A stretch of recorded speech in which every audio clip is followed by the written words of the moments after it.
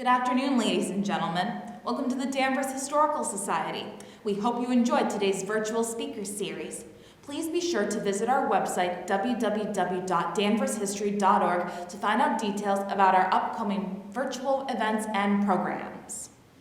We truly appreciate everyone's support, help, and teamwork in making these virtual events possible. We want to thank our speakers, DCAT, our volunteers, members, and trustees. We hope you enjoyed today's lecture. Thank you.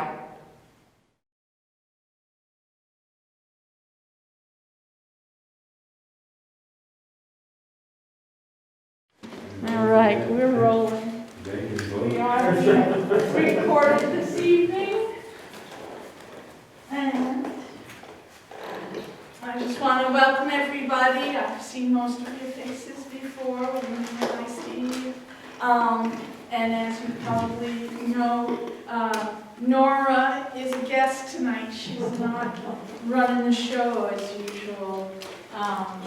So actually it was Nora that connected us with tonight's speaker, Jim Kurtz, through Dan Tremblay's History Film Series here. And so we're very thankful for Dan Tremblay's volunteer time in his film series, and of course Jim's time tonight to share this fascinating story I hear is also a love story. It is. So welcome, Jim. Yeah. Okay. Well, first of all, I'd like to thank the Danvers Historical Society for having me here, and Laura when you were here, and allowing me to come here tonight and tell you the story about my father, Robert Kurtz. I never really knew him, and I have no memories of him. He died when I was only 2 years old, but that story I'll tell you a little bit in a little while. But I can honestly say that at this point in time, I know my father better than anyone ever did, except, of course, my mother. And I love telling the story. I didn't know a thing about him until about 50 years ago when I decided to go up in my attic and look into the Green Box, which is the name of my book, and found this treasure trove of medals and telegrams and everything else that pretty much changed my life, even though I didn't do anything for 50 years. And I'll tell you that story also. So if you don't mind, let's go back about 82 years. And this is a picture of my dad. I was born in White Plains, New York. He was born out in Akron, Ohio. This is a picture of him in 1939. He was 20 years old and working in New York City and also going to school at night at NYU.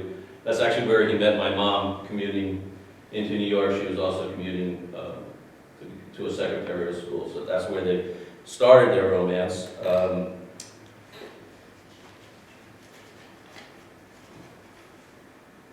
They got to know each other pretty well.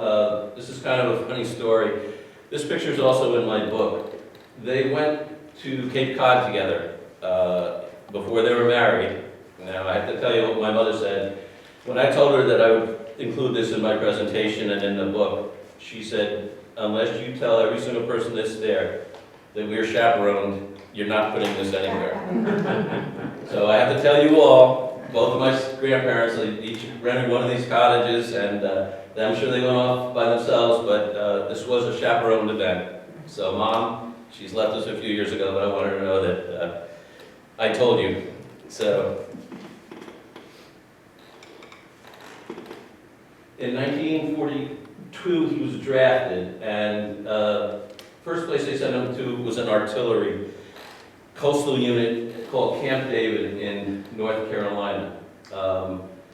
You can see from this picture, there's two things. One of them's funny, one of them's not that funny. Number one is he just arrived. You can look at that uniform and probably get blinded by the sun. You can see how new it is and the cleats in it.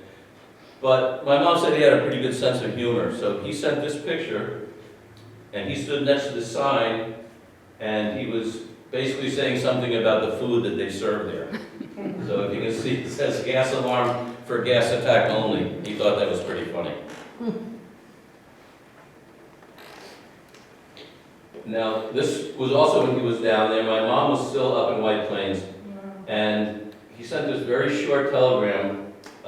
They were engaged at this time, and as you can read, "Keep your chin up, honey, I love you always, Bob." And when I was going through the green box many, many years later, almost everything made sense. The medals made sense, the telegrams, the love letters. This one didn't make any sense. And then I looked a little closer, and if you can see here, the date is December 7th, 1941, Pearl Harbor. So basically, he's sending this home to my mom saying, you know, hopefully we'll get married soon, but we're obviously in for the long run. And they certainly were. He was able to get furlough. He came up to White Plains, and they were married March 28th, 1942. This is a picture taken there on their wedding day in the backyard of my grandparents' home. March 28th, 1942. I bring that up again because that will come up later in my story. It's a very important date, a very sad one actually, but we'll get to that also in a bit. So he hated the artillery, but he had no choice at the time. And then he applied for cadet training for flying, and they accepted him. And so he was on his way out to California. Had to leave my mother back here, even though they were married. He went out to California and started training. He was in Sacramento. A really interesting story. This is part of the love story that I was talking about. He found out that my mom was pregnant, and he was in Sacramento and she was in White Plains. He applied for leave. They gave him 15 days, and he just shook his head, from what I understand, went out, put his thumb out, and in some ungodly, I don't know how he did it, but he hitchhiked to, which is 3,000 miles to White Plains, saw my mom for half a day, hitchhiked back and made it back in 14 days, so he wasn't AWOL. He thought he would never get back. But the whole point was World War II, and hopefully sometimes these days, if you were in uniform, there was no doubt you would get picked up. And people went way out of their way. They gave them food, they gave them rides, and gas was being rationed, but you know, this country stuck together, and that's how he made it back and forth, which I think is a really, really great story. After he finished training out in California, he was sent to Marfa, Texas, which is a god-awful place. I've seen it, but that's why they train down there, because if there's crashes and everything, no one's going to die because no one lives there, except for the people that are on the base.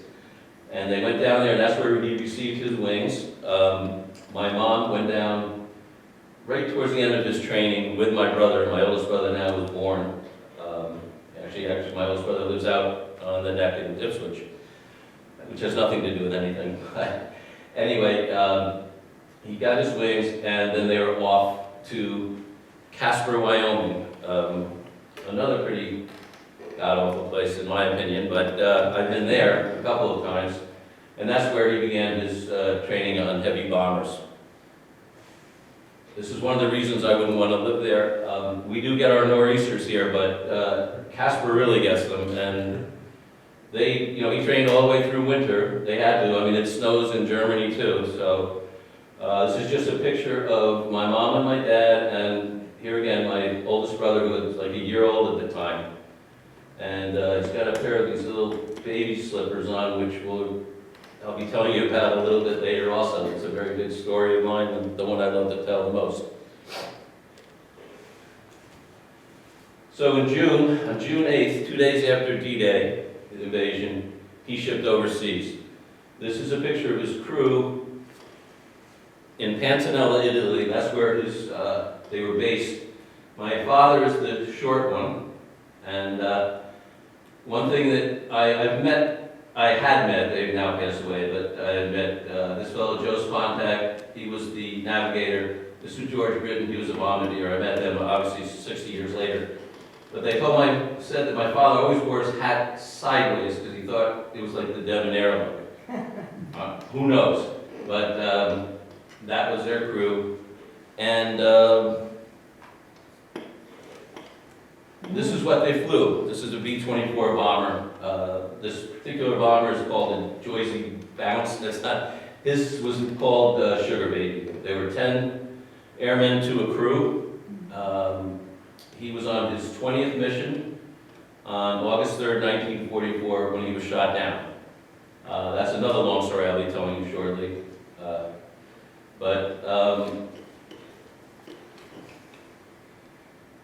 As I said, he was shot down, and my mother received this telegram. This is the actual telegram, which I have up here with me. I don't know if you can read it, but the Secretary of War desires me to express his deep regret that your husband, Second Lieutenant Robert Kurtz, has been reported missing in action since 3 August over Germany. If further details or other information are received, you will be promptly notified. Now, as I told you, he was shot down August 3rd. The dating on this is August 17th. So for 2 weeks, she had no idea. And the only reason I bring that up, because no one else did either, but nowadays if something happens overseas, you'll know within a minute. You know, everything's electronic and you know what's happened. These people during World War II and Korea and on waited forever and they never knew what happened. So she only knew that he was missing in action. Now, one story she told me, she told very, very few stories to me, was that she felt a bit relieved, although very worried, because when she looked out of her house in White Plains, New York, a little boy on a bicycle drove up with a Western Union hat on. And that meant bad news because something had happened, but it also meant better news than having a car with a priest and an officer dressed, because they were coming to tell you that your spouse or whoever was killed in action. So the other reason I found out later that he was on a bicycle, even though of course the children can't drive, with gas rationing they couldn't afford to send out any of these telegrams by car. So everything, they hired these kids for 10 cents an hour to bring these horrible telegrams to these people. That's all they could do. 3 weeks later, she received this one. Report just received through the International Red Cross states that your husband, Second Lieutenant Robert Kurtz, is a prisoner of war of the German government. Letter of information follows. Now, that's September 6th, so now there's 3 weeks. So for 3 weeks, she had no idea whether he was alive or dead. Usually you got an MIA and you thought the worst, and a lot of times that was the case. So she was thrilled to hear that he was alive, but you also have to realize that she had no idea whether he was injured, where the POW camp was. This was just telling her at least that he was alive.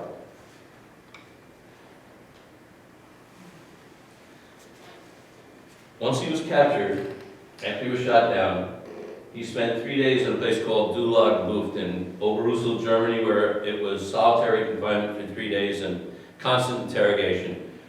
They let him out of there because all he gave was his name, rank, and serial number, and if that happened, they would let you out. If they thought you were going to give more information, they kept you there. So within 3 days, they were getting so many flyers processed through this place because there were so many getting shot down. This is 1944. That he was out in 3 days, and he ended up at Stalag Luft 3, which is in, at that time, Sagan, Germany, which is now today Sagan, Poland. Germany took it from Poland before the war. This is his actual interrogation form. I have that here also tonight. It's actually my scrapbook's open to it. He was able to get this later after being liberated from 3rd POW camp he was in, but it's a pretty special thing to have. You can tell by the look on his face he's not a very happy person at the moment. He's just gone through 3 days of solitary confinement. While he was there for 6 months, he never received one letter from my mom, which is a pretty sad thing. He got a couple letters from my grandparents. My mom said she sent him something every day. Never got one letter. Their food consisted of something called, what they called black bread, which was a black bread, but instead of flour, they used sawdust. You can imagine what that tasted like. And something they called the green death soup, which was basically boiled. They weren't vegetables. I don't know what they were, but they were living things in there. Maggots, and it's just horrible, horrible stuff. They were sick. He went over there 140 pounds, and when he finally got back a year later, he was 80 pounds. So, you know, and just, there was just no, they had no food, and the Germans didn't have any food either, but that's the way it was. And they didn't know what was going to happen, and on January 29th, 1945, Hitler ordered them evacuated out of Sodlo for 3. There were 11,000 POWs in that camp at the time. They were given 2 hours to get out. It was a blizzard that night. They had already had a foot of snow, and it was below 0 weather, and they packed, well, they didn't really have much belongings, but some of them made up these sleds. They knocked their barracks down and made sleds to carry these things. And they set off in this blizzard, not knowing where they're going, but just happy enough to know they're getting out of that camp. They spent 2 days on the road. These are clandestine pictures. Someone took these, and they ended up, after the war, somehow getting back to these people. The first 2 nights, they walked 10 miles the first night, and I think 20 the next night, to a town called Muskow, pardon me. And when I interviewed my father's bombardier some 60 years later, he said that they walked into this place, and now there's more like 30 to 40,000, because there were also refugees being pushed by the Russians. And the Russians were really looking for a lot of revenge. And they were pushing all these people down, and they came to a place, and there was a long, high smokestack, with smoke coming out, and they told them that's where they could stay for the night. And he said none of the men would go in there because they had heard about the atrocities and the Holocaust, and they thought those were ovens, and they wouldn't go in there. It's an interesting story. They wouldn't go. They spent 2 nights there. Then they were herded into cattle cars called 40 and 8s. They really were for cattle, not for men. The Germans put 60 to 70 men in each cattle car. It was a 3-day trip to Nuremberg, which would be where their next POW camp was. They allowed them 1 time to get out in 3 days. They fed them a load of some cruel joke of lard before they put them on these trains. Well, you can imagine the rest. It was the conditions. My father, I think, said 2 words or 2 things to my mom. One of them was the worst 3 days of his life were on that car. You couldn't lie down. You had to stand up, and there was no place to relieve yourself. Just a horrible, horrible, horrible situation. The only funny thing, if you want to call it funny, George Britton, again, as bombardier, said when they let them out halfway through it, they let them all out. The men all ran out into the field, and if you pardon the expression, he said it was like looking at 1,000 moons, because these guys had to relieve themselves. So he said it was not funny then, but he felt it was pretty funny then. But it had to be horrible. My dad spent 2 months in Nuremberg, which was horrible also because the Allies were bombing Nuremberg day and night. And the POW camp that they were in was literally about 2 miles from the middle of Nuremberg. So they actually some of them lost their lives to collateral damage because they were close. It was like watching fireworks every night. They said it was constant daily bombing. Then they were evacuated out of there. He went on a 100-mile march to a place called Moosburg, Germany. The camp was built for 20,000 POWs. When my dad walked in the gate, there were 130,000 POWs in that camp. No food. They were all sick. By this time, they all had diphtheria and every kind of illness you can possibly think of. No food. The only thing that saved most of these men was the Red Cross would send Red Cross parcels, and once in a while, the Germans did let them get into the camps, and that's pretty much what they existed on, but you'd only see them maybe once, twice a month. So they really, when they were in Moosburg, it was the end of April, 1945. Most of these men didn't think they were going to live much longer than another month. They had all lost, same thing as my dad, 60, 70, 80 pounds. My dad was only in the POW camps, these 3 for 9 months. Some of these people had been in camps for 4 years. You may recognize this gentleman right here. That's General George Patton. And his 3rd Army is the army that liberated my dad out of this camp. Believe it or not, this picture, underneath that picture is a tank, one of his tanks. These guys were so exhilarated, and they finally were free. They were all up, they were kissing the other men and thanking them, and George Patton, as you may know, kind of liked the limelight, so he waited a day and then had all the news crews be there, and then he came in with his Pearl Hand, pistols, but my dad said that he was his savior, and I agree with that. I mean, the way he pushed through Germany was pretty amazing. And he was the one, he saw all these POWs, and I can't repeat what he said, let's put it that way. He said he would take care of that situation at another time. This is a picture I took 2 years ago, which I can explain later, but I revisited Mooseburg. Well, actually, my first time to be there. And this is twin towers of a church that stood right outside the POW camp. It flew the Nazi flag for 4 years. These guys had to look at that flag every single day while they were in the camp. When Patton came through, he ordered them not taken down, he ordered them shot down. Yeah. Shot off the tops of the steeples, raised the stars and stripes, and when I interviewed my dad's navigator on a different interview, he called it the day that over 100,000 men cried, because they knew they were free. And so it was interesting to see that that church is a 1,200-year-old church. So now we're going to go back, way back. Now we're going to go to 1951. This is a picture of my father and myself. One of only 3 that I have. I explained that he died when I was 2 years old. In a way that's kind of funny because I'm sure you all know what I'm talking about, but my oldest brother, I'm one of 4 boys. My oldest brother, there was probably in the scrapbooks like 200 pictures of him. And then my second oldest brother, maybe 100, and then my third, 40, and I had 3. So one of the reasons was he did pass away, but it was just enough with the pictures. But you can see he does not look well. I don't think he really ever recovered. This is 7 years after he got out of the POW camp, but he wasn't well. This is a picture taken in March of 1952, about the middle of the month. I'm the little guy. I had 3 brothers. I was 2, my brother was 4, 5, and my oldest brother was 9. The tall oldest brother was the one you saw in the pictures in Casper. Everything was good, but here again, if you look at my father's face, he does not look that well. 2 weeks later, that's why I brought up the March 28th thing, March 28th, 1952, my parents went out for their 10th anniversary to dinner.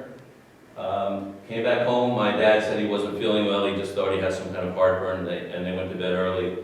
And then my mom said about 2, 3 o'clock in the morning, he screamed in the middle of the night and had a massive heart attack and passed away. And suddenly, she was 30 years old at the time, she became the single mother of 4 boys, ages 2 to 9. Now, I've raised 2 kids with my wife, and I thought that was hard. I still, my mom was my rock. I don't know how she got through that, but she did. Some help from my grandparents, surely, but, she was a heck of a woman. This was our house. This is much better than what it looked back in 1952. This is something I took in the 90s. The only reason I have this picture is to show that right up here in that middle window, inside that little window was this bookcase. And on that bookcase was this green box. And when I was about 8 years old, I remember it was August, it was a really hot, hot day. And my 3 brothers were out playing, and my mom was downstairs, vacuuming, and I figured that's my chance finally. There was one unwritten rule, well, not unwritten, my mom said you don't go up into the attic and you don't get into that box. Because she knew there were love letters up there and everything, and it really, she couldn't deal with it. We could never ask my mom about my dad. She was too grief-stricken. Even 20 years later, she just couldn't deal with it.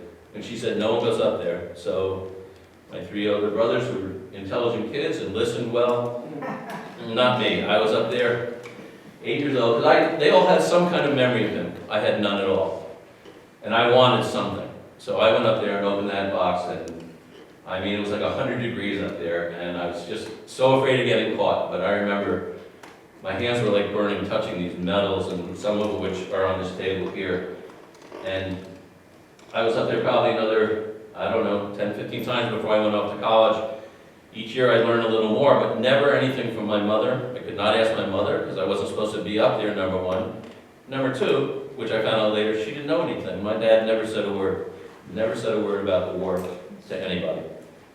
So There's the little green box up in the attic.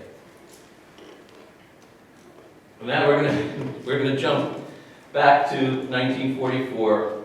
This is a fellow named Gerd Leitner as an 8-year-old child. He lived in a town called Erwald, Austria, and he was having lunch with his mother August 3rd, 1944. And he looked up in the sky, and normally he would see these bombers flying, all the US bombers would fly over the Alps and into Germany, across the Adriatic and into Germany. And these were coming back, and he looked up, but he remembers saying to his mom, there's only 8 planes up there, where's the whole formation? And 2 seconds after that, it was a beautiful morning, 11:55 in the morning, 40 German fighters came out from under the cloud cover and took all 8 bombers down in 30 seconds, including my father's. 30 men were killed, 50 were parachuted out and were taken prisoner. 5 German pilots were killed, even in 30 seconds. More would have, but they never even had the chance, they never even saw them coming. I'll explain that in a bit, why that happened. Actually, that is Gerd Leitner again. 60 years later, he organized a commemoration in Erwald, Austria. Somehow he got the names of all the U.S. servicemen, airmen that flew that day, or their next of kin, and all of the German fighter pilots, and invited them back for a commemoration to, the war's over, let's, we both tried to kill each other, but now we can be friends. He's wearing the Iron Cross just to be obnoxious, because he was Austrian, but he was a good guy. He's a great guy. He's the reason all of this has happened for me. And we went back in 2001, and that's a picture of him at that commemoration. He had this erected in the middle of town. It's a monument that shows the 30 KIA American airmen and the 5 German fighter pilots. It was a huge celebration. We had a parade. They invited all the Austrian and German media. It was a wonderful, wonderful day. Those are a couple of guns that were taken from some of the crash sites. My dad's crash site is 6,500 feet up in the Alps, which I'll show you in a second. Still amazed that I got up there. Now here's an interesting story, and this is why we're talking a little bit about those baby slippers. This woman's name is Hilda Richter. She, as an 8-year-old child, was also living in Erwald.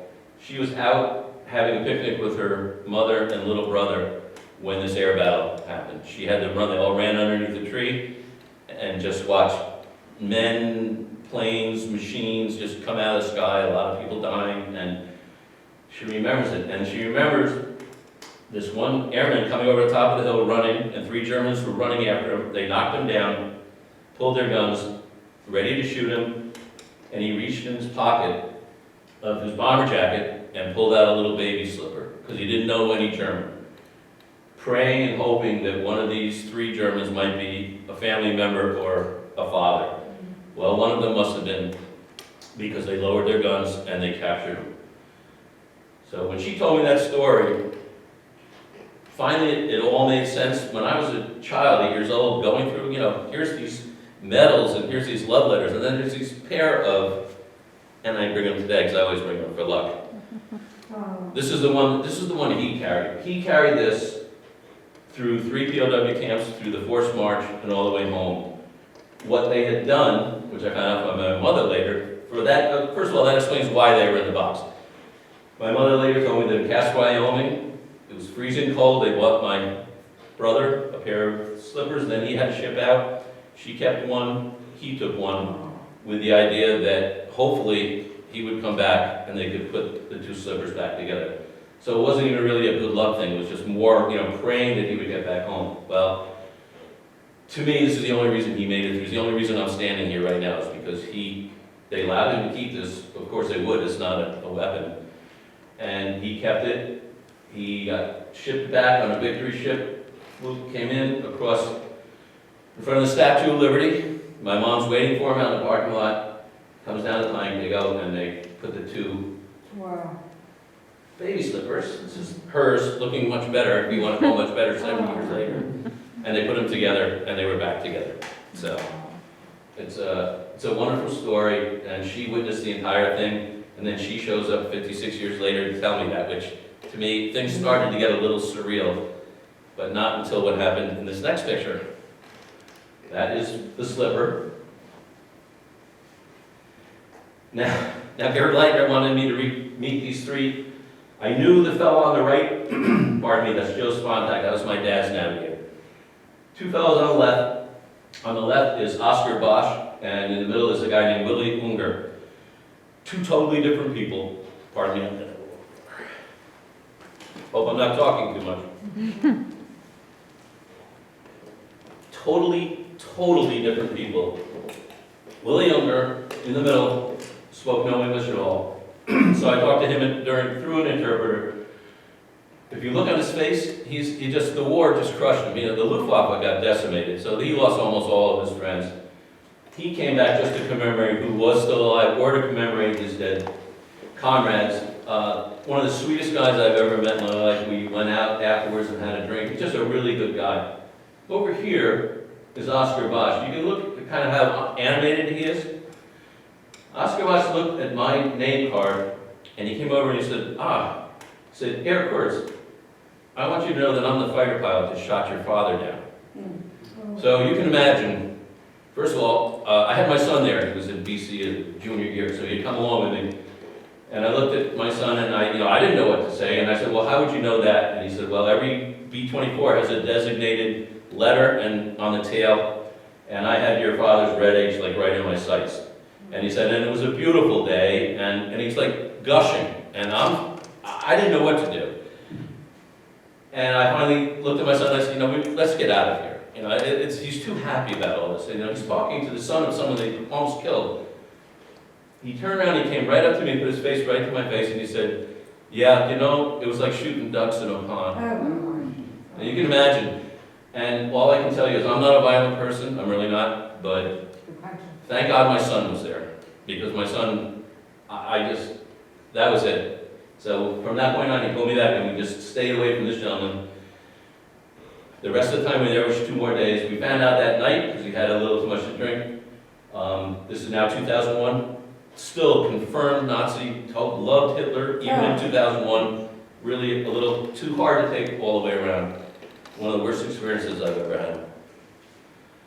The next day, Gary Leitner, that's him in the blue, that's me in the red.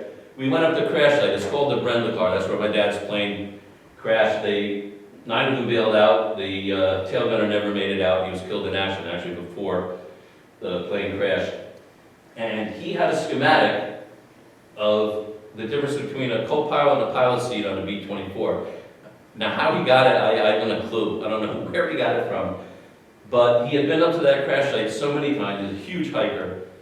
He knew where the nose of the plane went down. He brought me over there. We went to the nose. We went through the wreckage.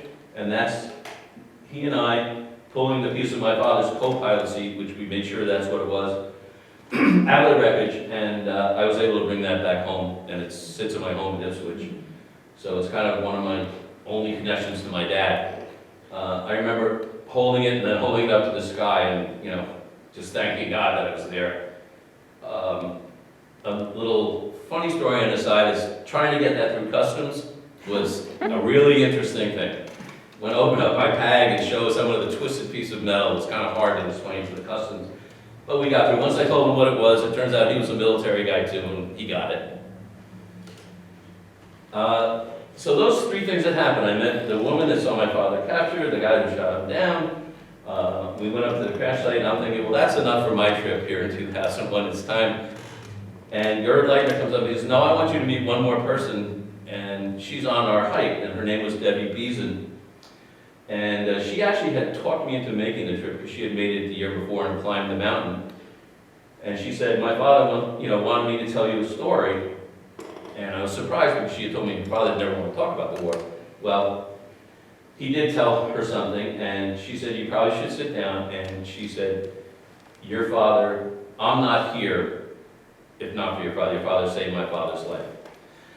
And it turns out that when the plane was hit, this fellow, Tony Jazowski, he was a top gunner, was caught in the wreckage. It was the flaming plane. Everyone else had bailed out. My dad was on the way out, but my dad had taken a piece of shrapnel through his leg.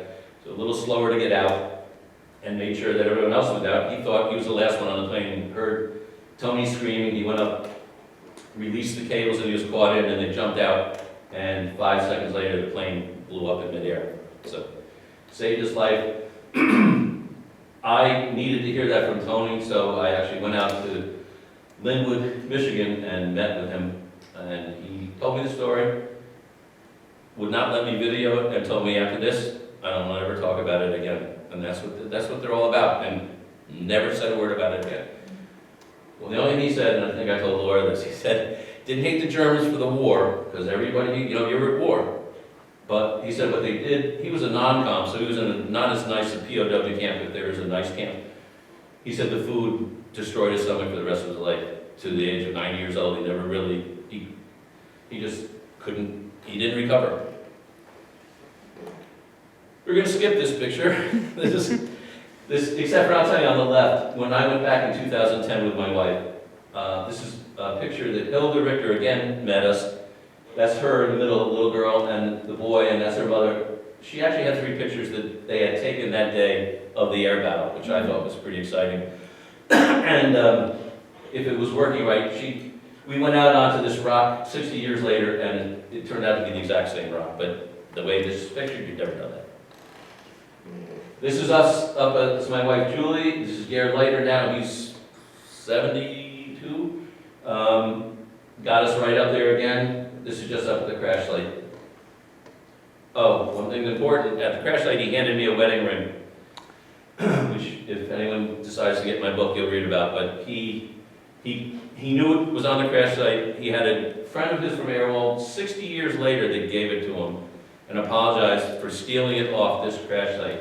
So my dad, Garrett knew that it was from my dad's plane, and I had done enough research for my book that I knew that my father and one other person that lived were married, and the other person that was killed in action was tail gunner Charlie Sellers.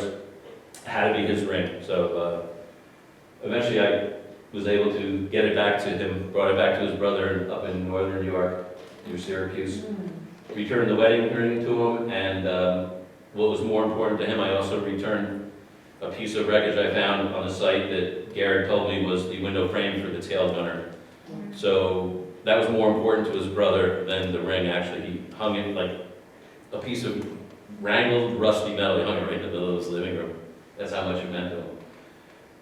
Charlie's story is a very sad story. The day, Tony Jasowski is also, the day that these guys went out on August 3rd, the night before, 3 men on my dad's regular crew were injured in an automobile accident. So there were 3 substitutes. And when you substituted for one of these missions, you counted as 2, because you're taking your chances. And Charlie Sellers, when you got to 35 missions, you were sent home. Charlie Sellers had 33 missions. He got 2 for volunteering, shouldn't have been on the plane anyway. They bombed a place called Friedrichshafen in Germany. They somehow escaped getting knocked down from flak and fighter pilots, got all the way back. They were 10 minutes away from landing when this whole air battle I told you happened. And the reason it happened was my dad's pilot decided, he had a friend that was in another bomber that was hit, that was flying slower. One major rule of airfare, you never leave your major formation. He brought 8 planes back. That's why they were, as unfortunately Oscar Bosch said, they were sitting ducks. So it's just a sad story. Charlie was 10 minutes away from coming back home the rest of his life. And unfortunately, that's not what happened. That's Charlie on the left, and that's his brother Ken when I'm giving him the wedding ring up in New York. Then in 2012, I got a phone call. I thought my father's bombardier had passed away. Well, obviously not, because that's him. His name was George Britton. He lived in Boca Raton. I asked him if he had anything he could tell me more about my father, because I still needed a lot of information. And he said, yeah, he had a lot of good stories. And he said, when can you come down here? And I said, how about tomorrow? And I hopped the plane the next morning. And he was not in good health, as you can see. He was, but we had a great conversation. He, for some reason, never received his Purple Heart. Everybody on that plane was injured that day. He just never pursued it. When I found that out, I became the state legislator's worst enemy and bothered that man until finally, because he deserved it, but he didn't have the medical records.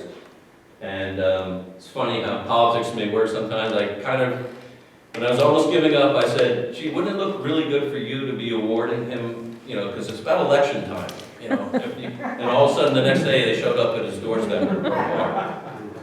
So, that's the way things work. But what happened was the nice thing is I got him the Purple Heart at 80-something years old. And then he looked around and he said, I've got something for you. And he gave me a medal. It's a POW medal, which for whatever reason my father never received. He was definitely a POW. So it was kind of nice. He had two. He didn't know why he had two. So we swapped medals. He got his Purple Heart and died 3 months later. But he was happy about that. This is a picture of my wife and I. In 2010, we went out to Casper, Wyoming, because I was guaranteed that I could land and take off on the same runway that my dad did when he was training in 1944. And that's exactly what happened. So we went out and we saw that. We saw the barracks. This is us standing on the foundation of the officers' mess hall, which was, I get these things when I get things from my father, I get the tingling, because I never knew him, but I've been so many places he has been now, including the POW camps and everything. I gave a speech there, a really interesting story. It was a short one. A woman came up to me afterwards, she's crying. So I tried to make a joke out of it. I said, wow, was the speech that bad? And she said, no. She said, you told me that your father had a deviated septum and he had to get it operated on at Casper Air Base. I said, yeah, in 1944. She said, my father was the only surgeon at Casper Air Base in 1944. It's like, wow, okay, that's worth crying. So we had a good cry together, actually. This is in 2017, which this is one thing that I can still never believe. I went to a reunion of Stalag 3 POWs that were still alive. There weren't many. And also visited the World War II Museum, which is an amazing place. I don't know if any of you have been there, but it's outstanding. Then we got to the airport on the way home, and I noticed this African-American man. He's sitting there with his hat on, and he's sitting in a wheelchair, and it said Tuskegee Airman on his hat. So I went over and thanked him for his service, as I do anyone else that's in the service. I went back to my wife, and then I said, you know what, with all this happened, with meeting all these people that shot my father down and so on, I said, I gotta go back and just ask him one more question. So she's trying to tell me, leave him alone. And I said, no, I gotta do it. So I went over to him and I asked him, where was he flying? He said 1944. I said, in Europe. We were fighter pilots. We were, flying support for bombing missions into Germany. And I said, when? And he gave me the dates, and it matched my father's. And I said, I said, would you happen to know if on August 3rd, 1944, which is, now I'm asking him this 50, 60 years later. And he said, no, I don't know, but I had kept a log of every single flight I've ever taken. This man, by the way, was on 409 combat flights and never got shot down through 3 different wars. I mean, he had an angel on his wings, shoulders. But anyway, he said, no, but I'll go home and I'll check. Don't you know, he called me the next morning and he said, I was on your father's wing that day. And I just ran into this man out of nowhere in the middle of the airport. His name is Charles McGee. At that time, he was lieutenant colonel. And then at right before one of the Super Bowls in which he was honored because he turned 100, he'll be 102 on Pearl Harbor Day. He was, Donald Trump made him brigadier general, so now he's a general.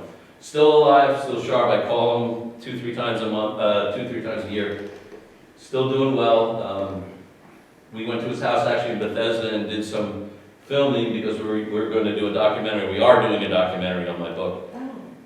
He was great about it. He withstood us being there for 3 hours and asking a million questions. But his home, his living room was like being in a museum. I mean, he knew 7 different presidents. There's pictures of them shaking presidents' hands. He has every single medal you could ever think of. And also just the sweetest guy in the world. You may know who this is or not. This is Joanne Patton. I met her a couple of years ago right here in Wenham at the community house, and we got to be good friends. I mean, just because we had the connection that her father-in-law liberated my father. She does a lot of good work, a very sweet lady. This is a fellow, another weird story. I gave a speech at Brooksby Village, that's where my mom spent her last years. And it was on closed circuit, and I mean, I did it live, and then it was put on closed circuit for a lot of other times. So this gentleman calls me out of the blue and says that he lives in Brooksby and he'd seen it, would I mind come talking to him? So his name is Jay Milner. At this point, he was 97. I went to his house. It turns out he was a gunner on a B24. Flew on one of the same missions as my father did, again. He's still alive, he's now 99. I've got 4 really good friends of mine right now that, between the 4 of them, are over 500 years together. One of them is actually someone we just interviewed for our film. He's 104 years old. He was at the same camps my dad was. He lives outside of Cleveland. He comes out of his nursing home and talks to the schools at 104 years old. Amazing man. But Jay just, we got together. Jay was awarded the French Legion of Honor because one of his bombing missions went into France. And if you're still alive, they won't do it posthumously, but if you're still alive and you can prove that you were there, the French will honor, they still honor all these soldiers. So he got one, which put something into my head, which gets you to this picture. This fellow's name is Bob Cleverden. Another one of these weird things, instead of now being in the New Orleans airport, now I'm in Shaw's in Ipswich. There's a Bob sitting with a B24 hat on. So I went over and we talked a little bit. His daughter was with him, and I offered to give him one of my books. And he can't read. His mind is fine, but he can't see well. So I went down and I read him the book at his house. We got to be really good friends. And then all of a sudden the light bulb went off in my head. I said, he flew missions into France too. So I got to work on it, called the French Embassy here in Boston, and a year later he was awarded the French Legion of Honor, which you can see right there, and I think there's a picture of him. Do you have the same neckties on? Yeah, we do. It's someone, his daughter bought them for us. They're B24 neckties. I mean, I wouldn't wear it anywhere else, but it was perfect. Yeah, all B24s, B17s, they're all aircraft. That's very good. That's good. Then in 2019, we decided that the documentary was going to work and we were going to film, so we went back. This is me up at the crash site for the 3rd time, and last, I will tell you, because I'll never get up there again, physically. But that's it. I mean, it's up under the clouds, 6,500 feet up, and there's still all kinds of wreckage up there. Wow. Unfortunately, some hikers now have been starting to steal things off the site, which is, to me, this should be hallowed ground. I mean, Charlie died there. But that's just the way things are. But there are very big pieces that will always be there because no one could ever get them down the mountain. Big pieces of the wreckage. Burned supposedly for 2 days.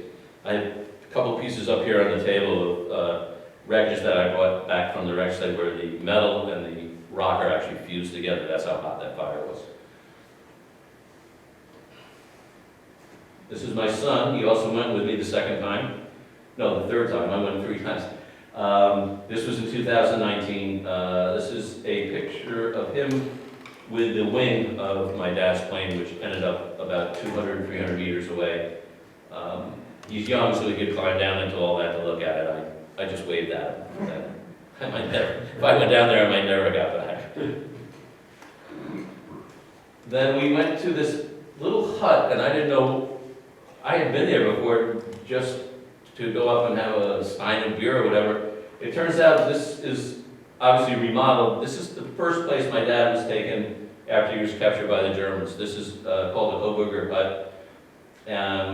And my dad was there for probably 2 hours before they took him down into the main part of town and got him on the trains and got him out of there because the civilians, the Austrians, wanted to kill every one of these airmen worse than the Germans. The German soldiers actually saved these guys' lives because there probably wasn't too many Austrians that had not lost a member of their family to either bombing or army. This is, these are dog tags. There's 2 of these still here, but the middle one up here in the middle is called the Kriegi dog. That is my father's dog tag from Stalag 3. nobody has those. I have, since this entire selection here, I've donated to a museum, which is now in Poland, where it should be, since they got it back from Germany.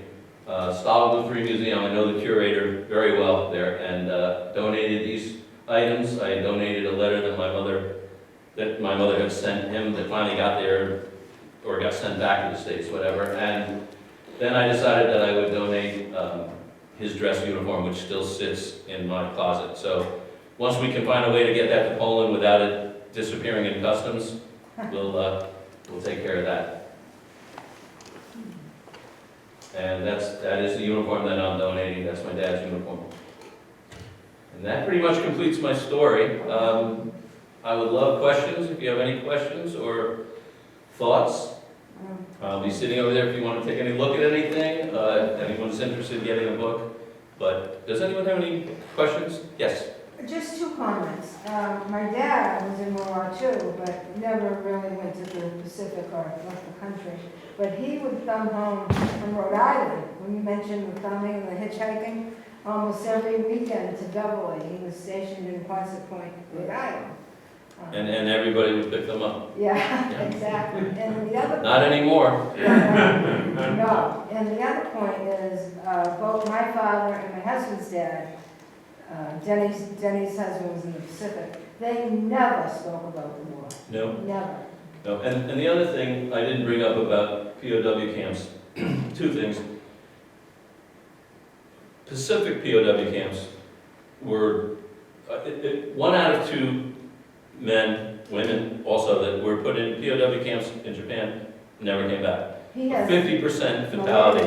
every, Germans were 5%, and 95% returned, 5% didn't. yeah. 50%. If you're in Pacific POW, I'm sure you heard of the Bataan Death March and things like that. It was so barbaric over there.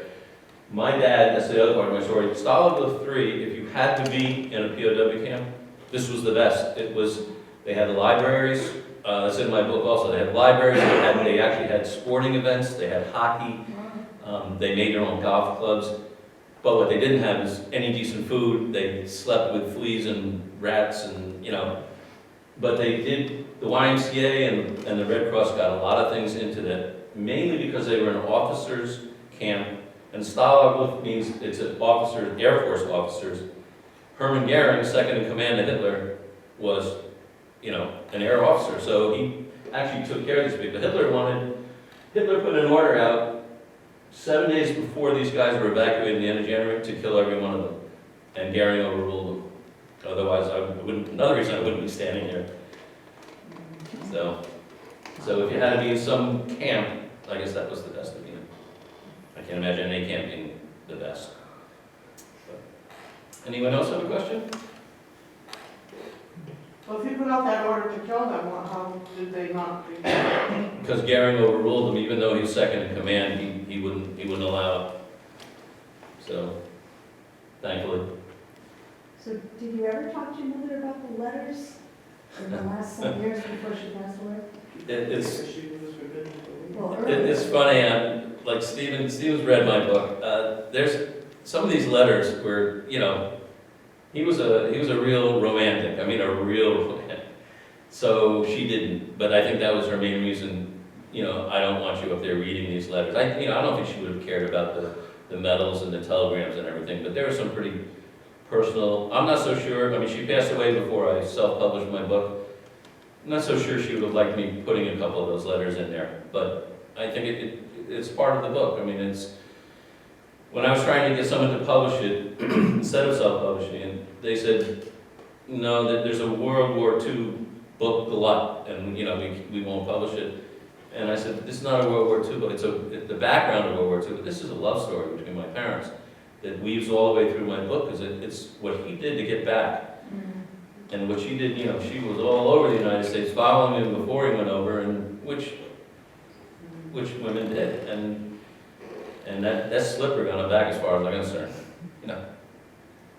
Your brothers, have they read the books and the book and their One of my brothers unfortunately passed away at 58 years old. The other two, yes, they both read it. My oldest brother, honestly, wants not that he doesn't want any part of it.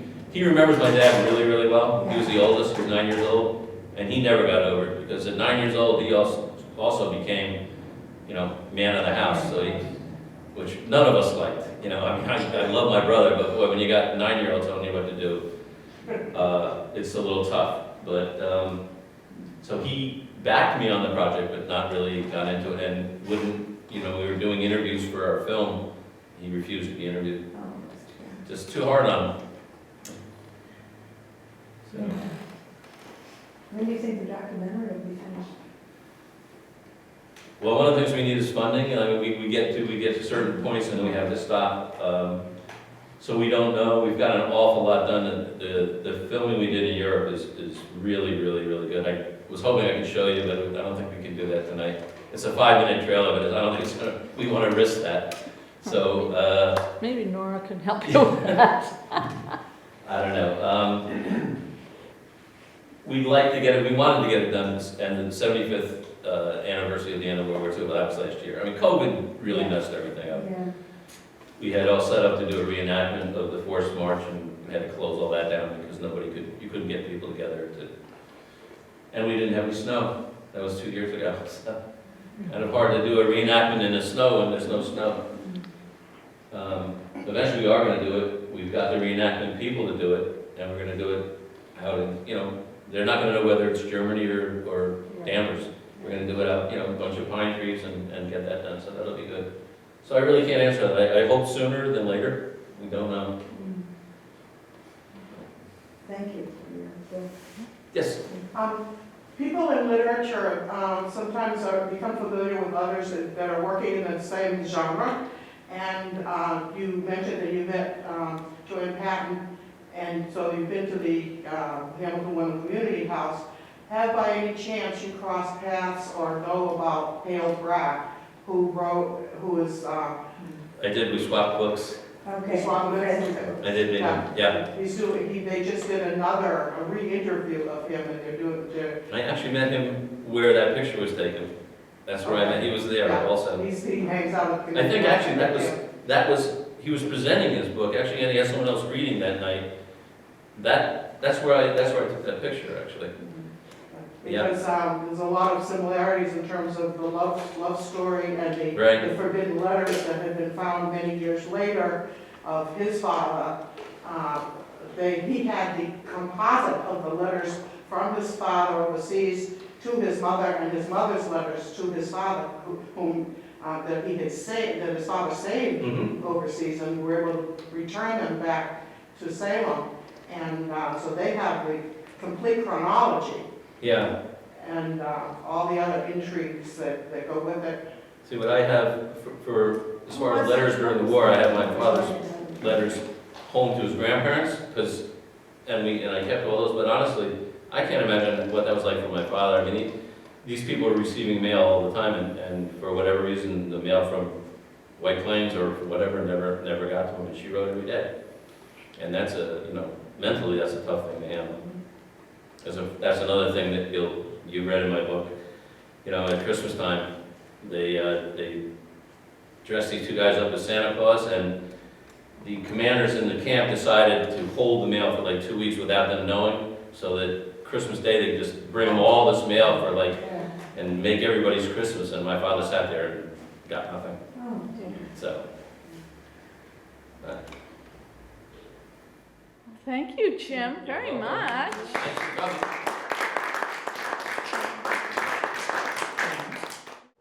Thank you for spending time with the Danvers Historical Society.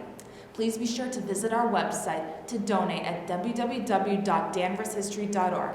Have a nice day.